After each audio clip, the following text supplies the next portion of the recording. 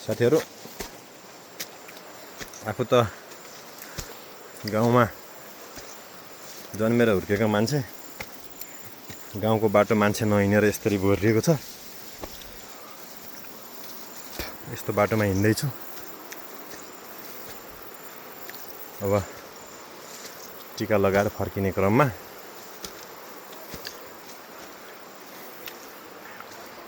गाउँ सुनसान छ, मान्छेहरुको चहल पहल छैन। यस्तो गाह्रो छ।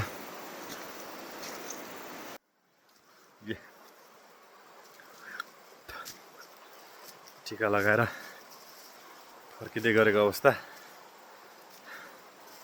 तपाईहरुको दशैं कस्तो भयो, के भयो, यसो खबर पाऊँ है साथीहरु। म त हिँडिरहेको छु उकालोमा।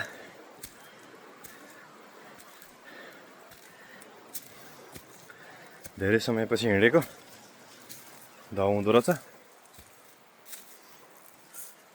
के गर्नु साथीहरु, थाकल टिप्दै थाकल खाँदै हिँडिरहेको छु। गोठ रहेछ यहाँ, गोरु।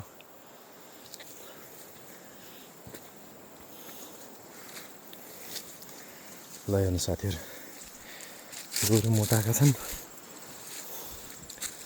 धान यसरी पल्टेको छ।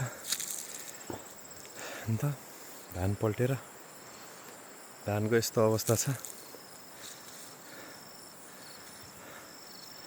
आजको मौसम सफा अनि क्लियर छ। म चाहिँ हिँडिरहेको छु।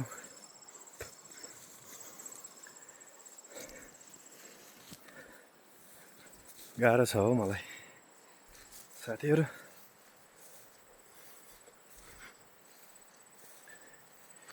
हिँड्दा पनि धौ हुने रहेछ, के गर्ने।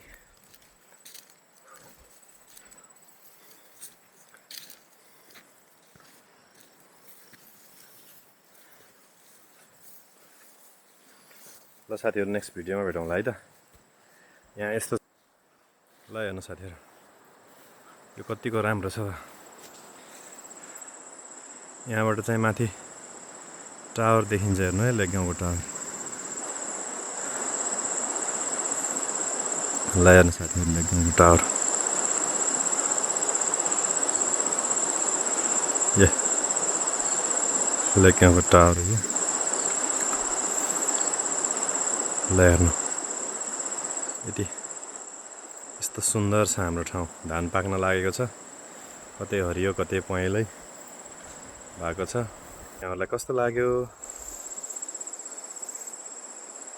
लाइक, शेयर र कमेन्ट गर्न नबिर्सनु होला है साथीहरु। कति राम्रो भ्यू छ है, हेर्नु त।